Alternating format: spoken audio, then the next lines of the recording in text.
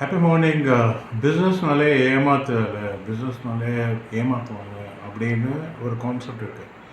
அது ஆக்சுவலி தப்பு. பிஸ்னஸ்னால் நீங்கள் நேர்மையாக இருக்கணும் கஸ்டமர்கிட்ட. நீங்கள் அவங்களுக்கு ஏதாவது விற்கிறீங்கன்னா அதில் ஒரு லாபம் நிறைய இருக்கக்கூடாது. இப்போ நூறுரூபா பொருளை நீங்கள் 1000 ரூபாய்க்கு விற்கக்கூடாது. நூறுரூபா பொருளை நீங்கள் 200 ரூபாய்க்கு விற்றுக்கோங்க, அது ஒன்றும் பிரச்சனை கிடையாது. இல்லை 150 ரூபாய்க்கு விற்கிறது.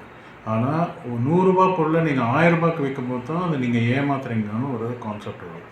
இது எங்கே நடக்கும்னா, ஒரு பொருள் எங்கேயுமே கிடைக்கிறதில்ல, அது ரொம்ப டிமாண்டாக இருக்குது, அந்த டைமில் விலையை ஏற்றுவாங்க. அதுதான் சீட்டிங்னு சொல்கிறது. ஸோ கஸ்டமரை நீங்கள் இன்றைக்கி சீட் பண்ணலாம், ஆனால் நாளைக்கு உங்களுக்கு அவங்க லாயலாக இருக்க மாட்டாங்க. அவங்க நல்லா ஞாபகம் வச்சுருப்பாங்க, இவங்க நம்மளை சீட் பண்ணாங்க, அந்த டைமில் நமக்கு அது கிடைக்கல, ஆனால் அந்த டைமில் இவங்க டிமாண்ட் பண்ணாங்கன்றதை நல்லா ஞாபகம் வச்சுப்பாங்க. So business is not cheating. Some people நான் பார்த்துருக்கேன், கரெக்டாக இருப்பாங்க.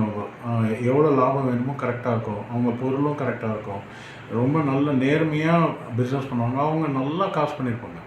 நேர்மையாக பிஸ்னஸ் பண்ணி நல்லா காசு பண்ணியிருப்பாங்க. I am coach Ravichandran, business coach and life coach. Bye.